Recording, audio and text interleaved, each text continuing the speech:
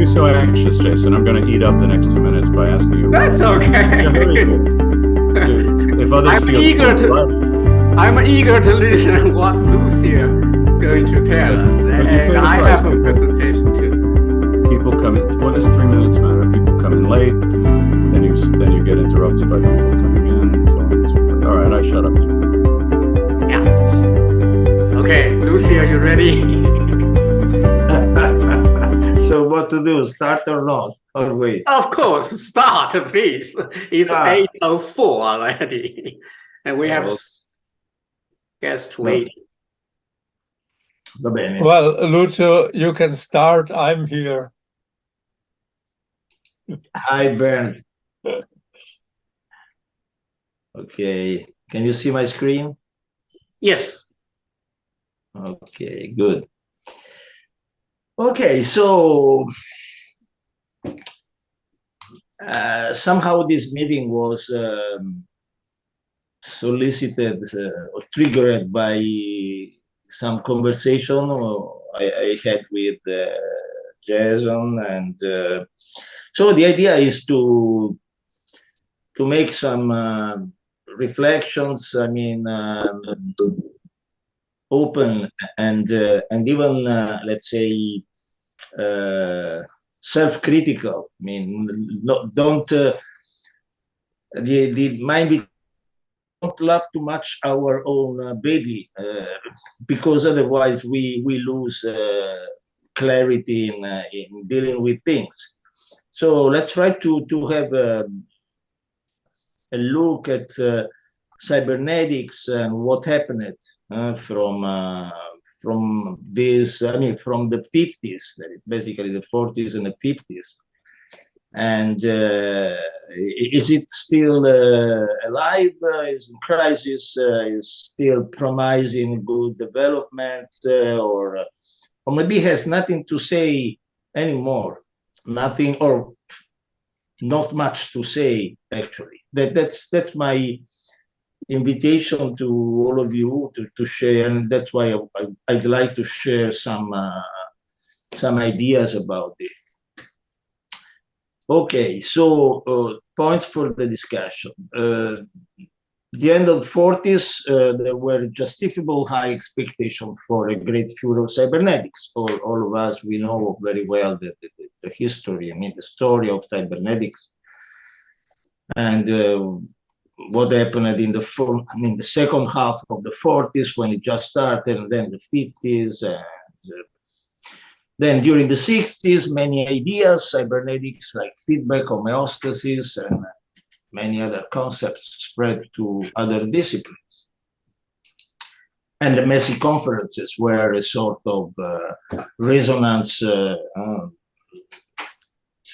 room for all of that, because they were truly interdisciplinary, no? So many scientists from different fields.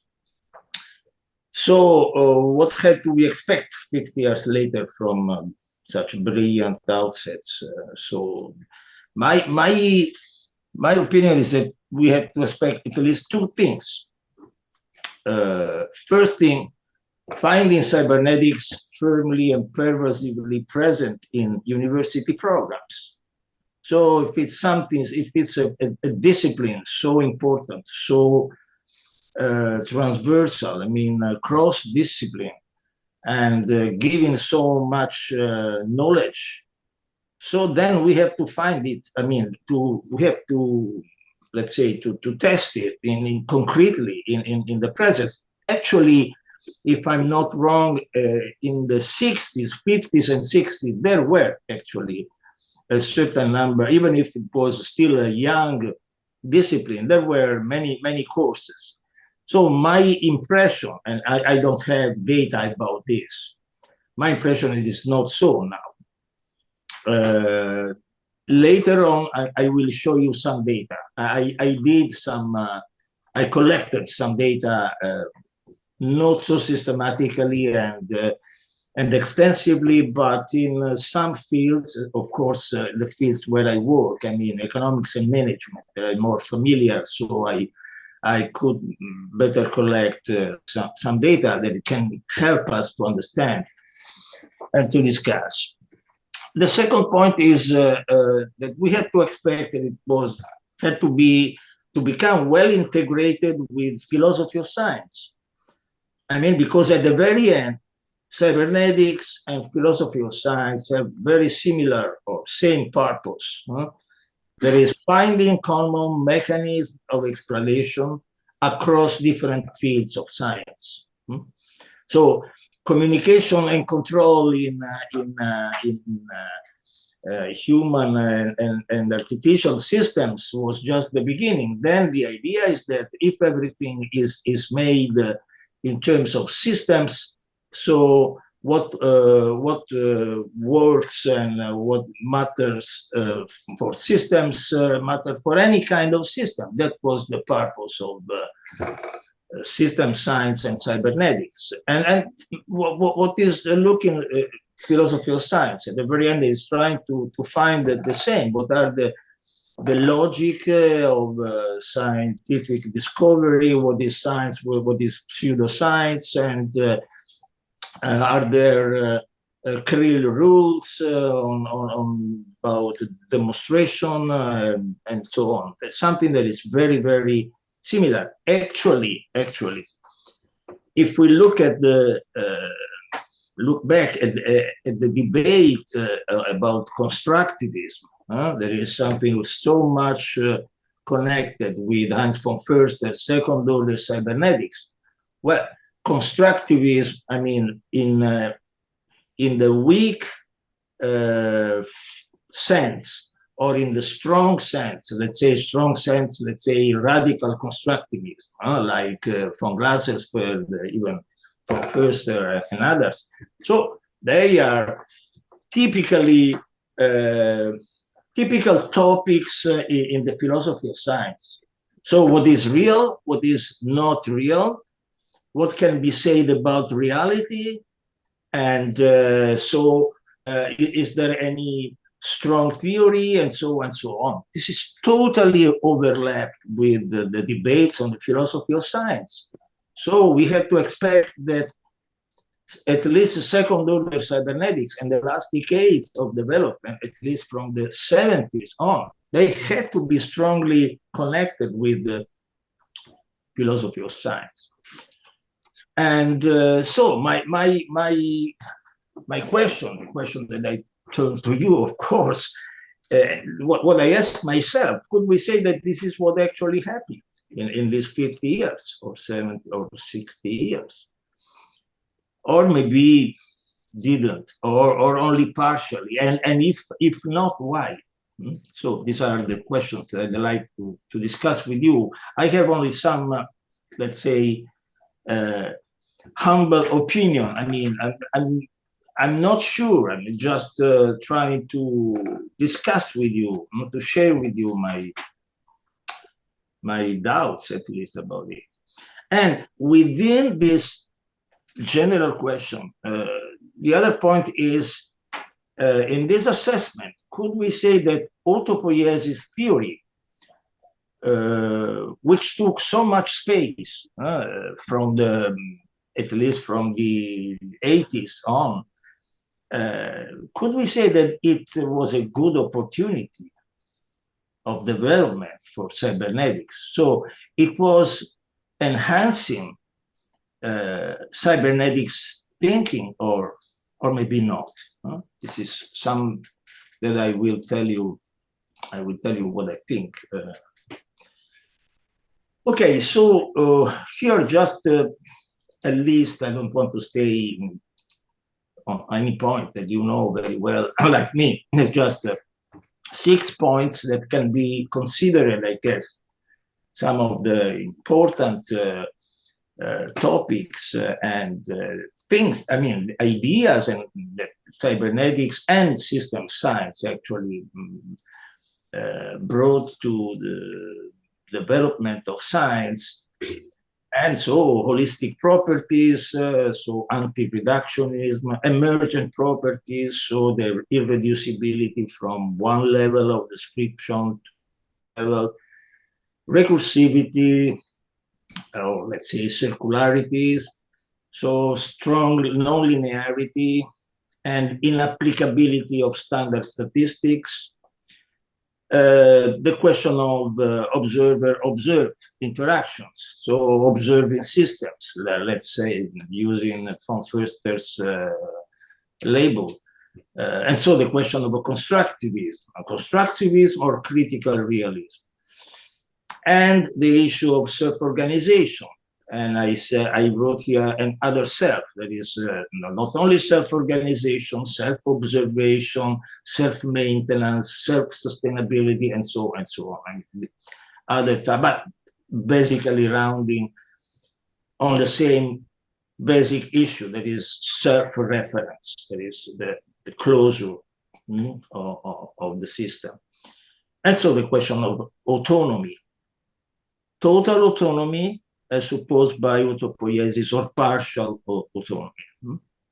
And then the issue of participative and, more newer ideas of anticipative feedback, no?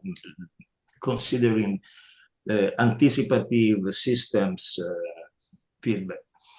So not only past dependence, as was traditionally in the logic of, let's say, feedback, standard feedback, but also future dependence, which is the logic of anticipative systems. That is, we do something not only because we are constrained by the past, but we do something also in consideration of what we expect from the future.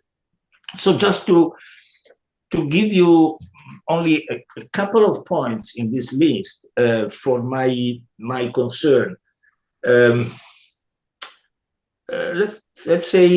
Let's look even only at the first point, holistic properties, anti-reductionism.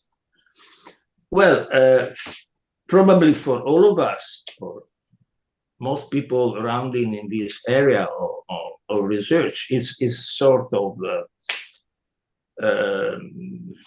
obvious concept. But is it so also in the other? Let's look at our colleagues, or what is done in most textbooks or guidebooks or handbooks. Well, I don't see that actually anti-reductionism is, let's say, the prevalent view. I would say the opposite. Still, reductionism is still the dominant view of in each discipline. So it doesn't seem that it was a success that can be ascribed to cybernetics or system science if after 50, 60, 70 years, it's still, scientists, our colleagues are still working and learning and teaching in terms of reductionism. Or I very much like the third point of this list, just to give you another suggestion. There's something that for me is so important, and I see that the real practice is totally different than what should be done. That is, if phenomena are recursive or circular, so if A determines B and B determines A, so can we apply standard statistics? The answer is no. To apply regression models, there shouldn't be a circular, no, there shouldn't be any loop. Otherwise, it doesn't work. It cannot be applied.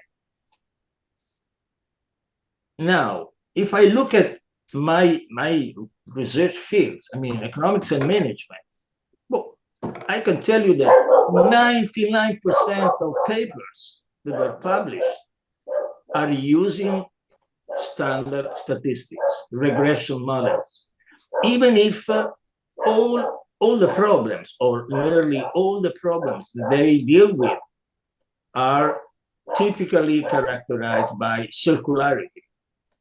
So they study how A determines B, forgetting or hiding that even B determines A. And then, so you cannot build a regression model and say, okay, now we study what is the explained variance of A on B. So, but this is concrete practice, real practice, normal practice. So I consider, at least, maybe I'm wrong. I'm waiting for what is your view, but I consider this a big failure of system science and cybernetics. After so much talking about circularity, then in real scientific practice, wow, regression models.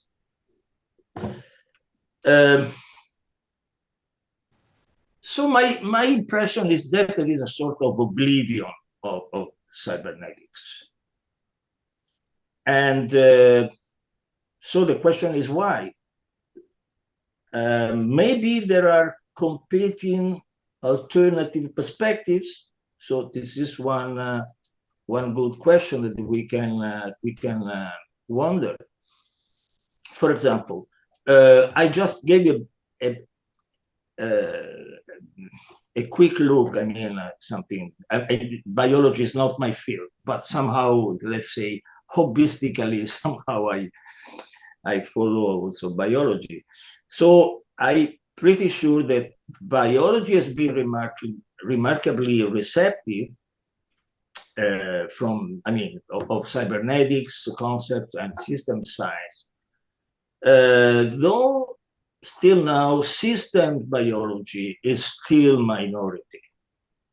I mean, reductionist biology, molecular biology are still in the other paradigm, in the other epistemology. And anyway, what I'm witnessing, I mean, at least my impression, I mean, just looking, not systematically, I repeat, so maybe I'm, that system biology is going to replace by network biology. So as if system biology was a step in the development of biology, a step that is going to finish. I mean, less and less, more and more I can see in publications, in the journals of theoretical biologists moving to network biology, not system, to network. Now I'm going to tell you why this is happening. Economics is a field with which I'm familiar. So economics was very reluctant about the concepts of cybernetics and system science. It was actually using those concepts only in a very marginal theoretical stream. That it was that one related to economic planning, and so that when there was a Soviet Union, there were economists of the Soviet Union working in that field, and few others actually still related to that route, but not very I mean, widespread in the rest of economics. Let's look at management organization science, both side, and sociology. If we look back, they had an important honeymoon with cybernetics and system science in the 60s and 70s. So there were many authors that actually were getting concepts from, sometimes even if not quoting or quoting in just some footnote, but actually were concepts taken from cybernetics and system science and put into these disciplines. But then again, oblivion. After the 70s, after the 80s, only very minority streams. I mean, those related, for example, to Stafford Beer, of course, or Raúl Espejo, and some, but actually very marginal into the field, into the discipline. And again, what's happening? In management organization science, the attention shifted from systems, from cybernetics, to network science. So the same phenomenon that happened, it seems to me that is happening in biology.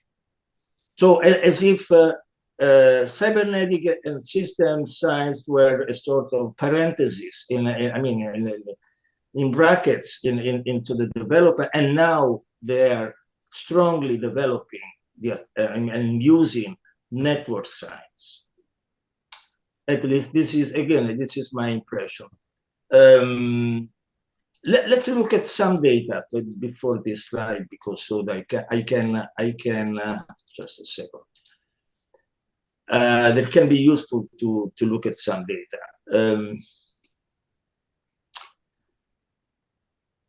I visited four big databases of e-journals. At least these are the four most important into the field of economics and management. And I combine two keywords required to be in the title of the paper. One was cybernetics, and one was network on one side, and the other side one was management, and the other side economics. So you can see what's the result. For example, let's look at the first row. Academic search premiere, cybernetics and management, 23 papers. Cybernetics and economics, 6 papers. Network and management, 4,268 papers. Network and economics, 1,000 papers. So, and I mean, in JSTOR, they are more or less on the same level, but let's look at Springer. I mean, Springer is this huge publisher with so many journals, no? It's very meaningful. Again, I mean, with cybernetics, almost nothing. With network, more than 500 papers, almost 550.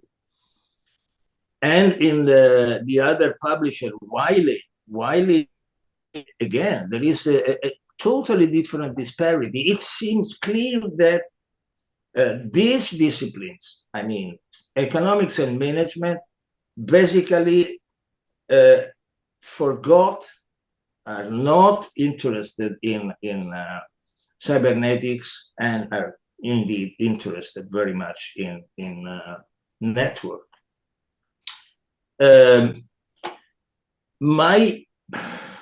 I guess, I'm not sure, because I didn't count it, I didn't check in any way, quantitative way, but I guess that if we counted how many courses on cybernetics are in business school programs or doctoral programs on economics and management, the situation wouldn't change much. And the same probably about cybernetics chairs in economics and management departments. I mean, as far as I know, there are, for example, in the departments that I know directly, so of course it's not a statistic, it's just the personal experience. There is no one. And on the contrary, there are courses or chairs in network analysis.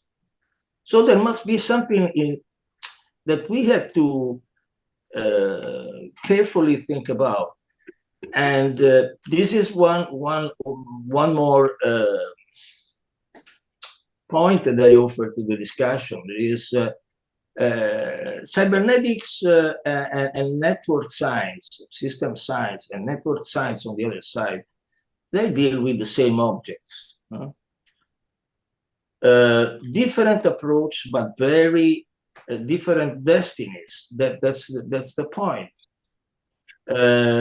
Actually, this is the definition of the first point here. A system and network, a graph share the same definition, a set of point components connected by a set of links.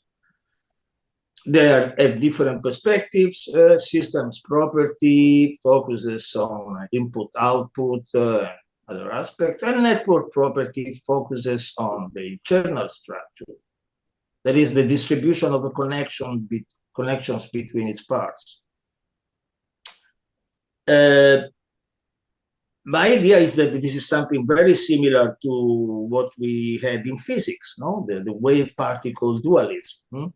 So they are dealing with the same phenomenon, but they take two different perspectives, no? Wave and particles. So disclosing different properties. But then the point is that if we look at, let's say, cybernetics or system science on one side and network science on the other side, it seems that the latter is the winner. I mean, the latter is succeeding a lot, and it's just diffusing a lot, while cybernetics and system science not at all. I mean, not more, at least, with respect to past, what happened in the past. So let me go fast to the conclusion. Okay, another point I'd like to, I said at the beginning was the question of autopoiesis. Is it really a good opportunity or a big mistake, regressing cybernetics back? So here I tried also to collect some data. Very, very, I mean, approximately nothing that I could defend against a referee for a paper.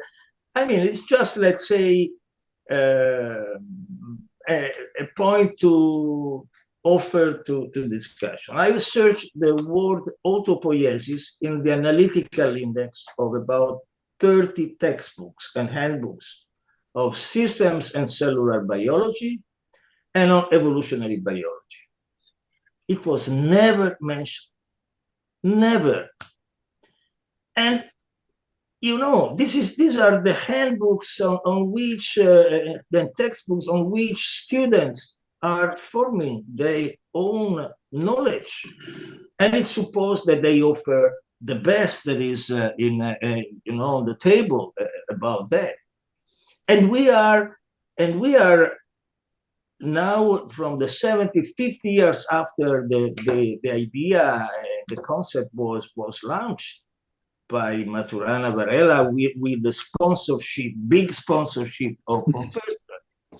So, and after so much time, still this concept, this word is totally out into the field of biology.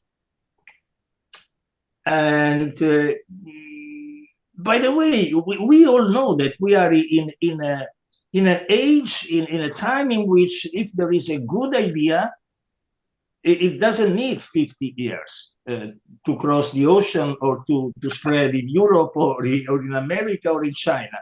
In few hours, it will happen, in few hours.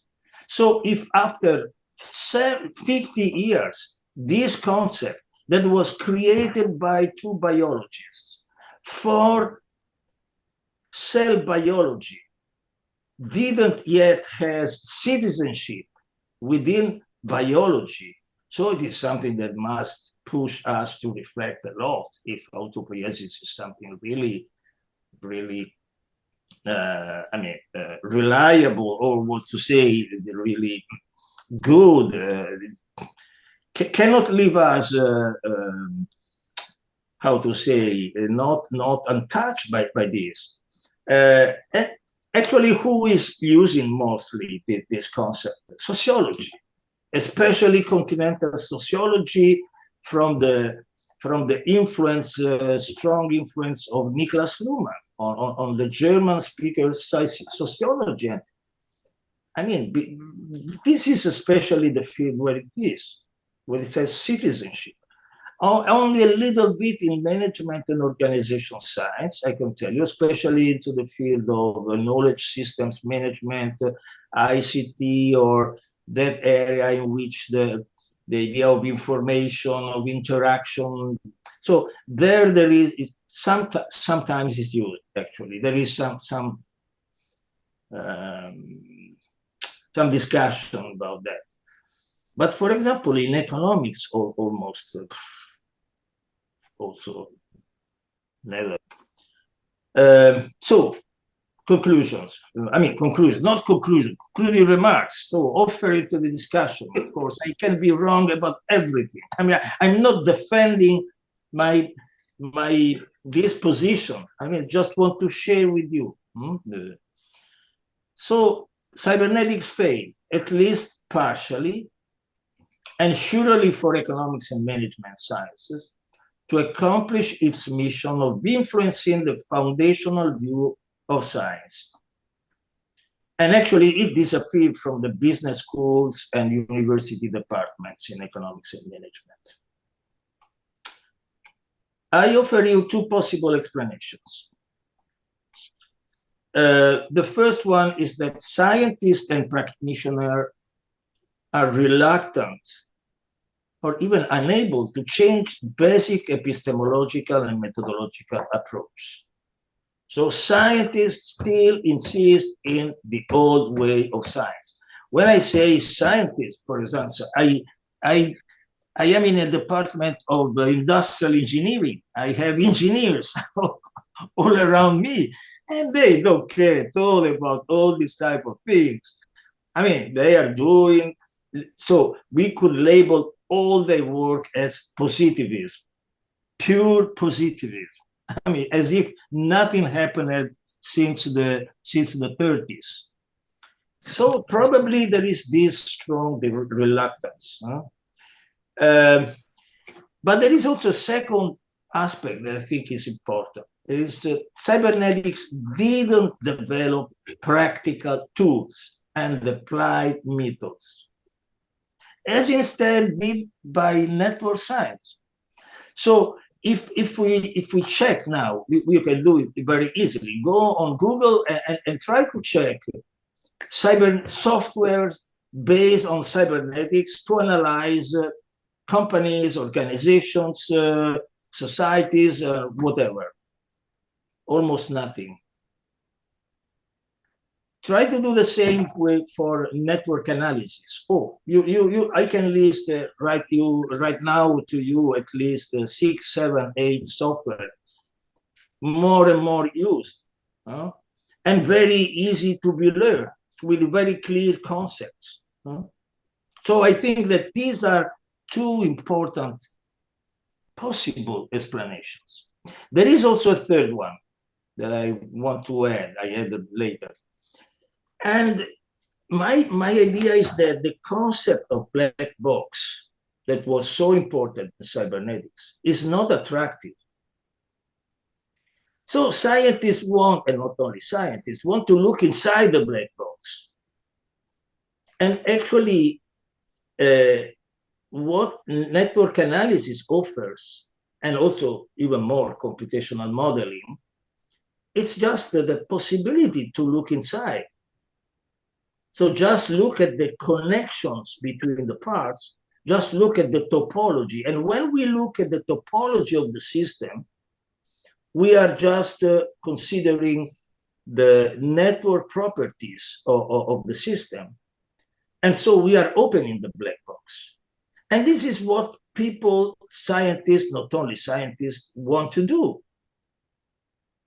Me included, of course. So it's too poor to say, okay, I have the IBM, I study the inputs, the outputs, and the interactions with the environment, and so all the, but don't go inside. Okay, with network analysis, we can go inside that company and study the structure of the company.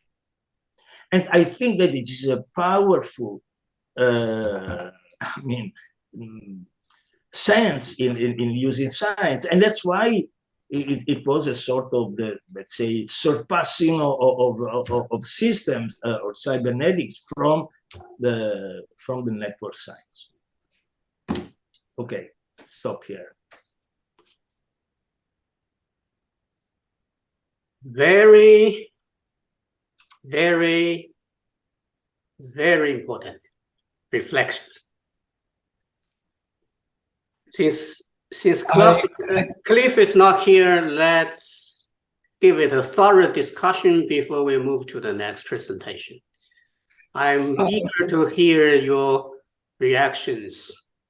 Okay, I will chime in with very happily to see the really well-structured and analytical perspective that you brought to this topic, something that I've often felt is missing, in particular the discussions in the second order cybernetics group that is quite active. But first of all, I found I have no major quarrels with your conclusions with respect to cybernetics itself, or first order cybernetics. You've stated these things very, very well, and certainly they reflect on my experiences from a biological and biochemical perspective of the nature of the way history of cybernetics has developed. And so from that side of it, I really congratulate you. It was really concise and accurate description of the historical aspects of cybernetics and why it has not been used.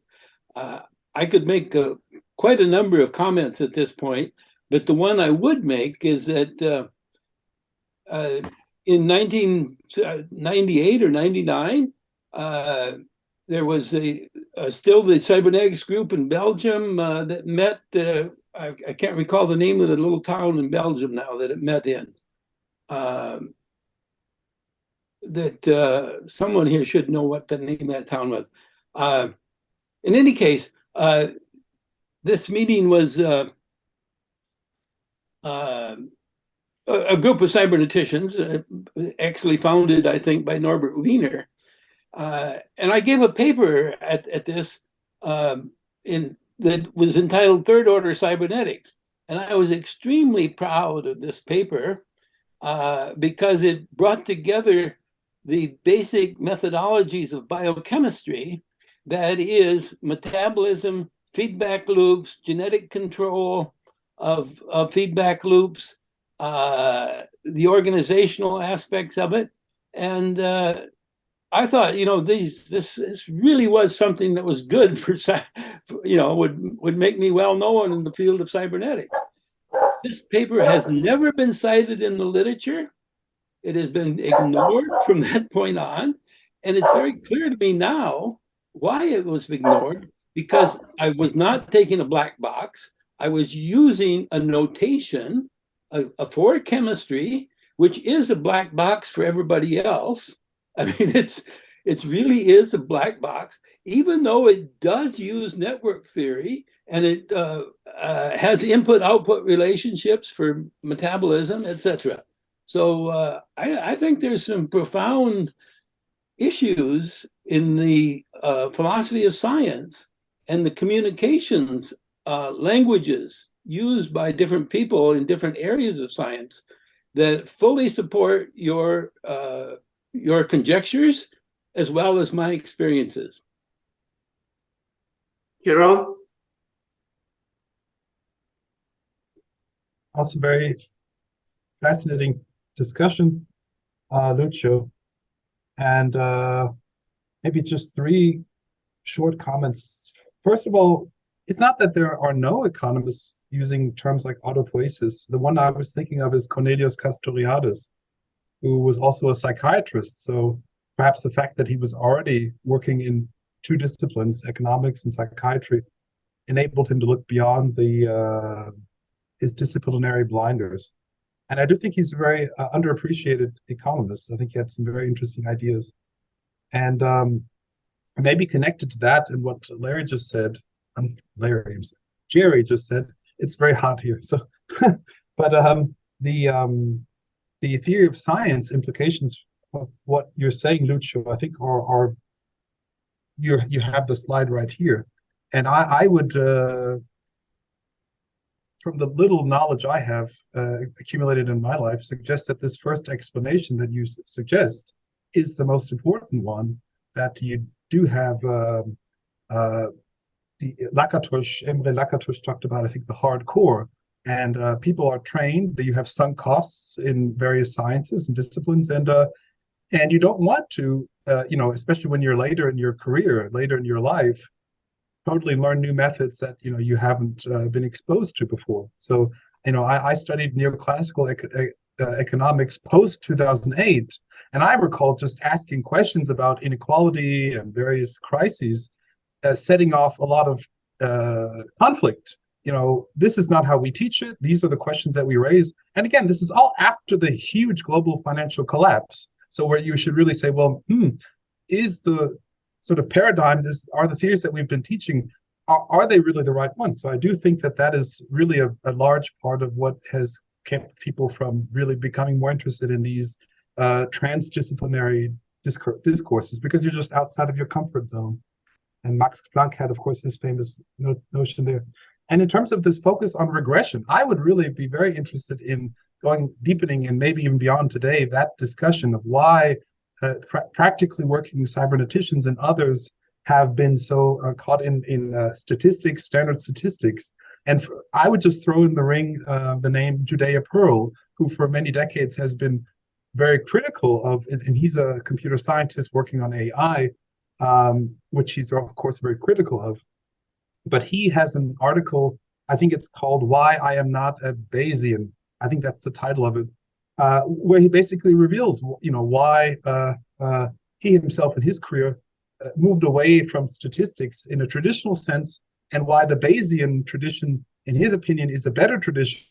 It is itself also not complete. It is, he says, at the end, he is a half of a Bayesian, because Bayesian statistics is still missing a syntax for describing actions. It's all observations, observing, so to speak, the anterior and posterior distributions of probabilities, and not really talking about doing things. If I do this, what would happen? And this is where Pearl really, I think, was very pivotal. So I really enjoyed this talk, and I will stop monopolizing. Bernd, and then Jonathan.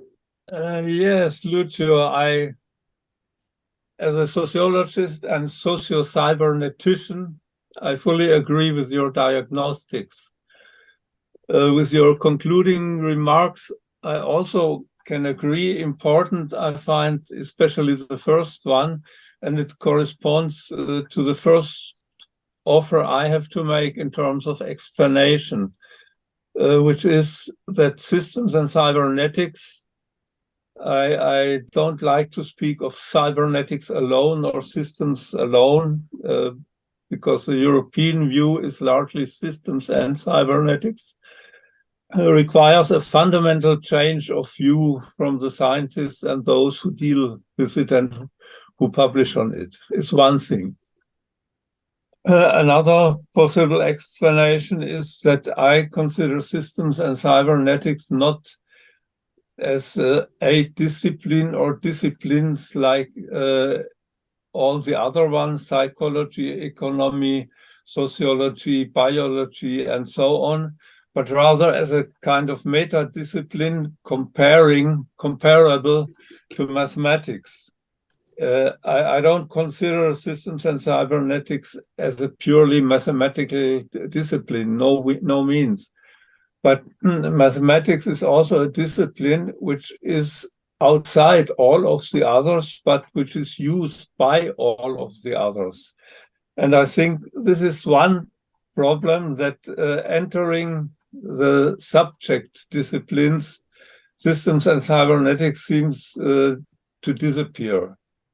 Or, as is my experience from the International Sociological Association, it enters a subdiscipline, a substantial discipline like sociology, but the socio-cybernetics group, it has been strong in the organization of the International Sociological Association, but we always have been a separate group inside the big body of, let's say, ordinary sociologists. And a reaction I found even in the executive committee, that people told me, "Oh, socio-cybernetics, that's so wonderful.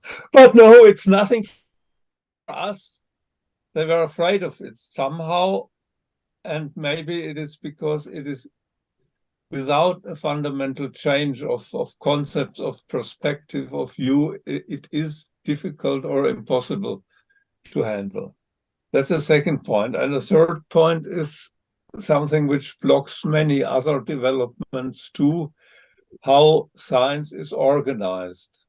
Publish or perish, peer reviews. Well, we have peer reviews inside the systems and cybernetic communities, but it remains inside. Try to publish something outside, you will not be very successful if you use systems cybernetic terminology. That's a third point. And then I have 2-3 remarks on some details and network analysis. I think networks are successful because at least they seem to be much simpler and much more easy to handle than systems and cybernetics. Whether in the end they are easier, I'm not so sure. If we look at, for example, the publications of Lucio, who goes in depth in some of the issues, I'm not so sure, but they seem to be simpler, and the methodologies seem, well, the methods are simpler. Then autopoiesis, I'm strictly opposed to using autopoiesis in socio-cybernetics and the social sciences, because if I follow Maturana closely, he even says that not even in biology it is to be used as a general concept, but only in cellular biology.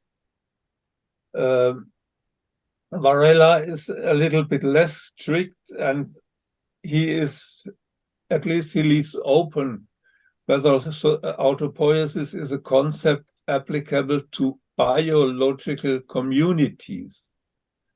What Luhmann talks about is something completely different. He does not talk about communities, he talks about communications as that's another wholly different stories. And last little remark about the black box problem. I think it's a misperception and a wrong problem in a way, because at some time black boxes were important, but they are not essential for systems and cybernetics. Thank you. Thank you. Jonathan, I know you have Can you hear me all right? Can you hear me? Yeah. Okay. Thank you, Lucio. That was really interesting. But for me, it was no surprise. Many years ago, there was a website called Think Purpose. He was a Deming supporter. And he wrote on it in big words, so now you do systems thinking, get used to being alone in the world. You'll be the only person who understands what's going on, and nobody else will understand you. And I think that's the key thing. One of the things you didn't mention, you mentioned that it's basically a step change for scientists because of this circularity, but you didn't also mention that it's teleological, it's goal-seeking. Now, my father was a scientist, and when I talked to him about cybernetics, he would throw up his arms and say, but that's teleological. You can't have that in science. And the reason being, it goes back a long way to do with religion. If you allowed teleology into science, then it gave an input to the religious beliefs that science could be goal-seeking. So you're talking about a very fundamental thing in sociology, that a system is the way it is because it wants to be that way. I have no doubt that cybernetics, particularly I use the VSM, is how you understand complexity. Now, or how you solve problems with complexity. There is no other way of solving complex problems. No one's come up with a solution with messy problems or so. Network analysis is only a part. It doesn't go as far as cybernetics, but I could explain most of it with cybernetics. But the problem is much of is still caught in the 1970s. The VSM itself doesn't work. the homeostats he talks about don't work if you actually do experiments on them. They change state randomly, and there's no learning mechanism in there. So there has been a lack of progress in developing them, some of the concepts in cybernetics, except in one area, and that's the inactivist Di Paolo, who has shown how autopoiesis, explained by Varela and Manciurana, is only part of the explanation. And he goes on, and there's quite a lot of work going on with the inactivist and the embodied mind and the extended mind in psychology. So I think to say it doesn't work is true. It doesn't work because it's complex to understand and it requires a step change in the thinking, which a lot of people don't want to do. But to say that it doesn't work, I think would be untrue. For my experiences, it's very successful at understanding complexity. And you only have to take economics, your own subject, Lucio. Economics is not even scientific. Just take the retail price index.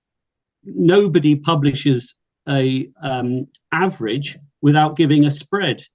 And what you find in a lot of economics is there's no spread, there's no standard deviation given with the data. There's only an average. And there's several interesting articles as to why that is. So you find that a lot of subjects are the way they are because they suit the purposes of the people in them. So I think the question is, what are you asking? If you want to solve complex problems, keep using cybernetics, but it needs to be developed. And I agree with the previous speaker who talked about Bayesian. I mean, a lot of artificial intelligence is using Bayesian inference, Monte Carlo Markov chains, and a lot of Kalman filters. So it's being used, Bayesian statistics is being used a lot, and a lot of concepts from cybernetics are coming back into artificial intelligence. They're just not called cybernetics anymore. David.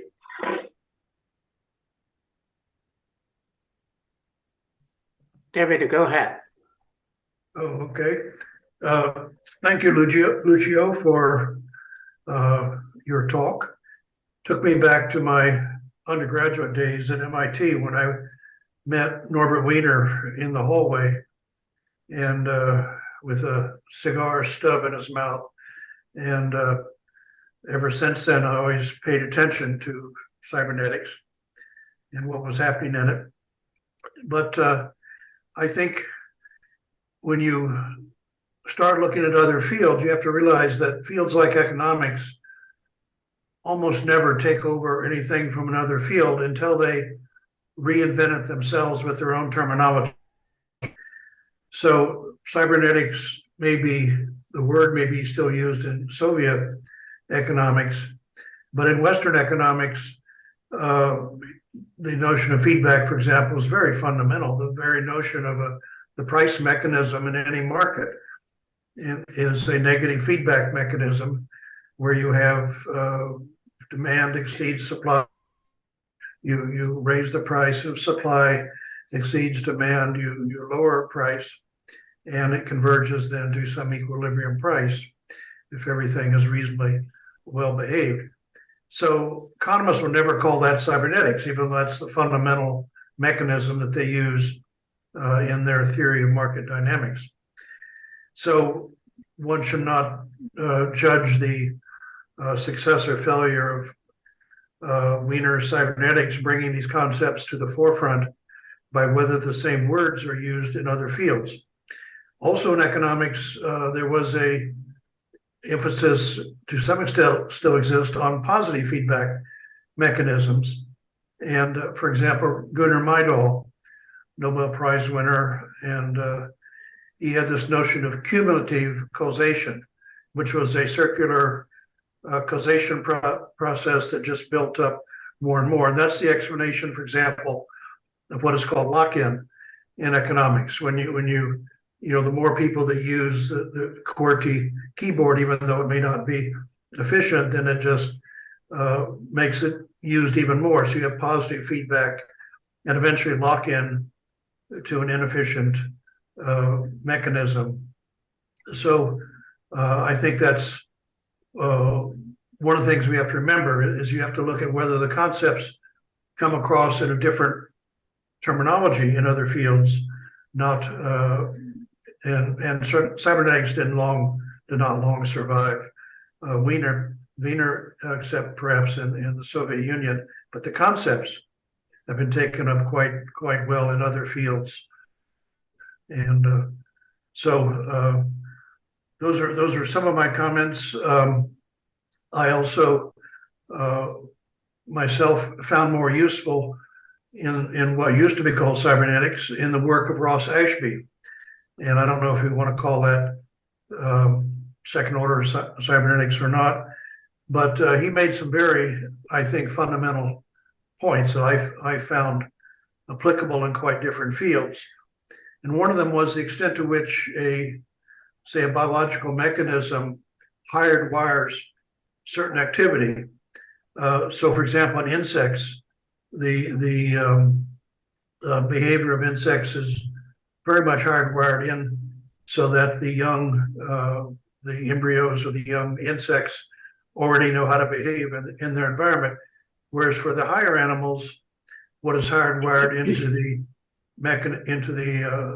the babies is a learning mechanism, not what they're supposed to do in terms of behaviors, but how they're supposed to learn how to get on. And so you have not just in humans, but in, say, kittens or whatever, you have this instinct to learn in their environment. And thus, in the end, to adapt to a much more complex environment than you could ever do if you had to have everything wired into the DNA. And I was in the World Bank when I was studying these things, and I noticed that the World Bank always tried to hardwire into their advice to other countries exactly what to do. And so I published a paper called Getting the Bugs Out of the World Bank's Methodology, which meant adapting to a methodology where they learned how to learn in these countries as to what worked in their environment and not what was in the neoclassical textbooks. And as you can imagine, that idea didn't go very far in the World Bank. So those are just some of my comments. Thank you. Oh, Thank you, Jason. Lucio, thanks so much for your report. As others have said, it's very comprehensive, and I don't disagree with any of it. You've been very polite and scientifical, that's a joke, scientific, and approached it from a rational point of view. I think others have documented, and I've written a little bit myself about the political, emotional issues. I think McCarthy has written literally when they got to Dartmouth in 1956 to do this AI conference, they specifically did not want to use the word cybernetics. Cybernetics is the second order. It's epistemologically different. It undermines the idea of objectivity in science, even though it's more nuanced than that. I think everyone here knows all of that. And of course, Minsky enjoyed pissing on cybernetics whenever he had the opportunity. I won't give you my firsthand knowledge of some of that. My decision has been to move on in the sense of to reach those who are interested in the ideas, namely, forgive the overgeneralization, the young people who don't have the pollution of decades of investment in different disciplines, and to ask them what they are interested in, not to tell them, hey, I'm here to teach you cybernetics, but to ask them what their interests are, what wicked challenges, for example, they might be interested in. And then literally group them with others who are practitioners in the world who are invested in systems and cybernetics. And by the way, I do like the twinning of those terms, for reasons stated earlier. And just to try to bring what's left over, what's still valuable, not so much in my terms, but in their terms. So that's the idea of the transgenerational component of a new version or a renewal of the Macy meetings that is, yes, of course, transdisciplinary. That's table stakes. And clearly in the modern world, it has to be trans-geographical, trans-geopolitical, diverse and inclusive, table stakes, but also transgenerational. And not to assume that if I say a word, the person hearing that word who's 20 25 years old, knows what I mean. How can they know what I mean? They have a different worldview. They have a different experience. So this would be my commentary, although I applaud an awareness, especially for us, of the history, and others will be interested in that history too. And so documenting this, Lucio, I think is very valuable. Thank you. Laurent. Thank you, Lucio, for your introduction. You know already that I agree with you, having claimed that much some time ago. There are many aspects that you might have mentioned when discussing or exploring the possible failure of cybernetics. And one of them, to me, and I'm going to ask you to explain what you would consider that as, how you would interpret that aspect. To me, it is the question, what is it, what form of knowledge does a discipline or disciplinary study like cybernetics produce? Is it just a number of concepts? Somebody said, no, just a number of aphorisms. Or is it a number of methods, or is it a number of approaches? I would be able to answer this question myself, but I would prefer to know what you think about it. So that's my question.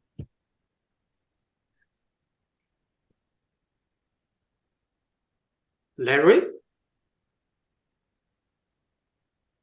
Yeah, I could expand on Jonathan's comments, perhaps. I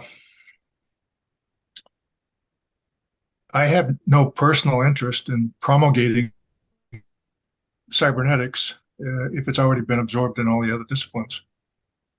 I wouldn't call that a failure. In fact, I'd call it a great success. However, I am interested in continuing the word cybernetics because I think there are still concepts, ideas that have not made it into other disciplines or into the mainstream and that are extremely important. I would, and I look at, and I'm in that group that Lucio referred to as this second order cybernetics group, even though I don't like the term second order anymore. If I take an example, and the example of autopoiesis that Lucio brought up, and it's not used in biology or in biological textbooks very much. In fact, you're probably more likely to see it in a sociology textbook than you are in a biology textbook. Interesting enough. But what are we to make of Maturana and what he proposed, which was that biology is not a physical science? And yet 99.99% of biologists treat it as though it's a physical science, and they do their research that way. He said it's a relational science. That upsets, obviously, it upsets everyone who's been spending their entire life and their entire careers and reading all the books and writing all the books that treat it as a physical science. I argue also that it's based on a different logic than what is common in the physical science, in the sciences in general. There's a dialectic that's embedded in Maturana's approach and development, and none of that's mentioned. This is a new way of thinking, and I guess the question would be: is a way of thinking a tool? I argue it can be. Maybe it's more than a tool, but if it's something that can be applied, for way of thinking can be applied and can be used, then you could look at it as a tool, as a very important tool, and a tool that hasn't been used that much yet, and that's why it's important to continue to promulgate it. Bernd? Yes, I would like to comment on remarks of several of the previous speakers, which who tend to consider it a success if cybernetics diffuses into the other disciplines. I think it is a success, but only halfway, because in that case, we are missing a central discipline of cybernetic and systems, which is capable of advancing and further developing the concepts and theories and also methodologies of systems and cybernetics. This will not be done in the particular disciplines who simply use some concepts, even name them differently. We could call that undercover cybernetics. And I myself, I've been working for, I think, 20 years in a university hospital in IT and data protection. And if I would have talked to those people about let's do something cybernetically, they would have kicked me out. I simply said, well, this situation, this topic, it's very unclear. Let's make a drawing. And then we simply used cybernetic concepts without naming them successfully. But in that way, you cannot further develop the theory and the methodology. And that is also what Lucio and some others have seen as a necessity. And now I also see the necessity of further developing the basic or, well, advanced concepts and also connections to chaos theory and all of these intricate things, which will not be done in a discipline like sociology or biology or whatever. Thank you. Jerry? Yeah, I have two follow-on comments, and I agree with most of the comments that have come forth. But it seems that at a very pragmatic, practical level, the issue of methodologies grounds the distinctions that are being made. And they also, you have to start from the premise that cybernetics was grounded in mathematics. It uses mathematical methodologies, and then it conjectures or projects these things onto the other disciplines as somehow being important. And particularly, these methodologies are different methodologies than those that are already well established in the other disciplines. And this is, by I say well established, these methodologies, disciplines, and particularly here, both chemistry and biology, they have their own languages, their own mathematics, their own logics. And therefore, if cybernetic terminology is to be used, you somehow must bridge this gap between the languages and logics of the established disciplines versus the, shall we say, the new kid on the block, the new language, the new mathematics that is being introduced. And that, I think, Lucio, probably explains much of what you would consider, or what could be termed the failure of cybernetics to propagate itself in the academic world. That within the academic world, these disciplines operate not as black boxes in the concepts that the way you use the term, but they operate in terms of their own logics, their own mathematics, their own conceptual perspectives. And that gap between the mathematics and logic of cybernetics with the established methods and logics and mathematics of chemistry and biology is simply too great to bridge in short conversations, but require extensive education to bridge that gap in logic and languages. Peter, we haven't heard from you yet. Thanks. This is a very nice conversation and lots of insights. I guess, I mean, there's so many areas. I think of the core of cybernetics as being the science of systems that are organized for effective action, so purposive systems. And that core idea of embedded goals and internal feedback mechanisms that restructure the system and adapt the system so as to better achieve those goals is largely missing from most of AI, even with supervised neural networks and machine learning systems. And so I think that cybernetics, classical cybernetics and second order cybernetics, which is really about the interactions of purpose, has a lot to offer the world now at this juncture. We have,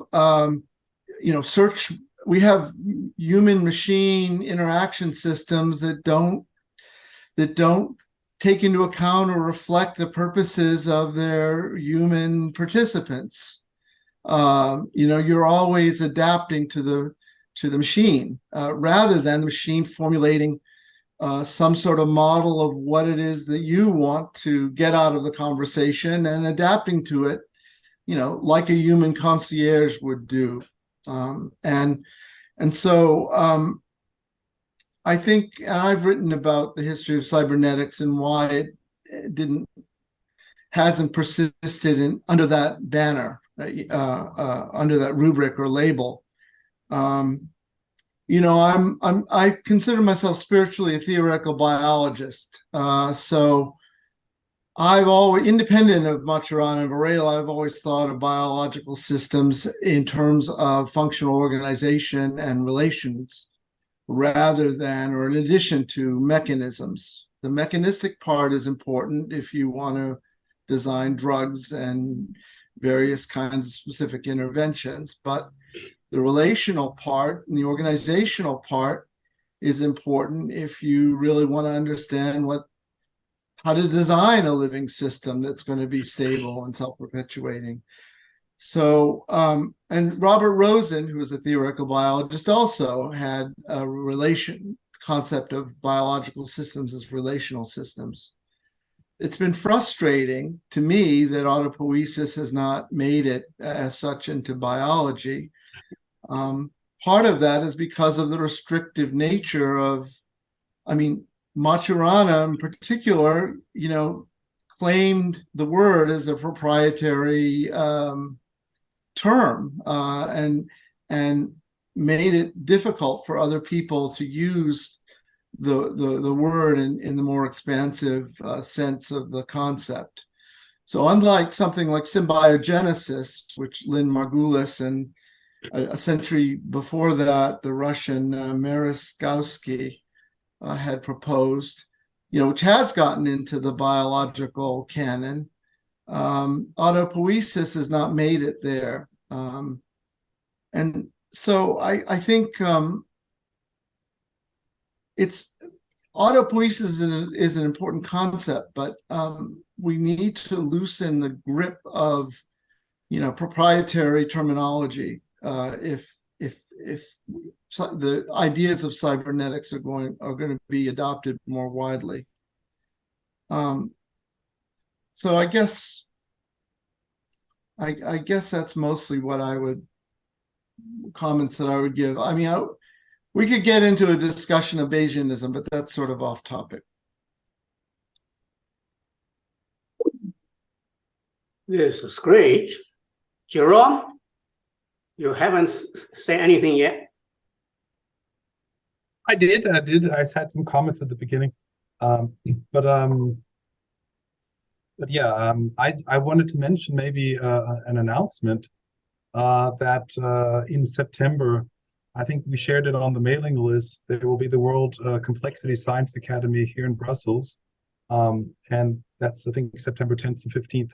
And on the 12th of September, Lucio and I will actually be chairing various panels. I think it's 3 panels that we've gotten, one of which will focus on the work of one of the former members of the Club of Remy, Lud Leidersdorf, and we will look back at Lud's life and works, and maybe how to take forward, continue with his triple helix model and this type of thinking, and which actually will be the theme of that day. And the second panel will be on issues of, well, basically spinning off from the handbook that Lucio and I are currently co-editing, cooperative economics, cooperative management, which again intersects with a lot of issues that we're discussing here, particularly communication. So the issues of cooperation, networks, and sustainability, how do they connect, perhaps theoretically, but also in practice? We're very interested in, changing things in the economy and in politics today. So how do we apply these things? And the third panel will basically go even further towards practice and look at how to democratize the economy, how to create firms that serve workers, customers, others perhaps, even looking at practical examples from around the world, like in Italy, for instance, and other cases. So my appeal would be, if anyone here is interested in joining any of these three panels, we're still putting them together, we're still organizing, and you will be free to contact either me or Lucio. And by the end of this week, we would like to have a complete list of panelists to give the organizers so they can go ahead and have some certainty. So please get in touch. I can put my email in the chat. Is this online or just face to face? Sorry, it's both. It's hybrid, so we will be in person in Brussels, and there will also be options for participating virtually. In Brazil, the date is? The date of these panels is the 12th of September, and the whole conference is from the 10th to the 15th of September. Oh, you are conflicting with Operational Research Society in the same time. Well, they just have to change. I'm sorry. They are much larger.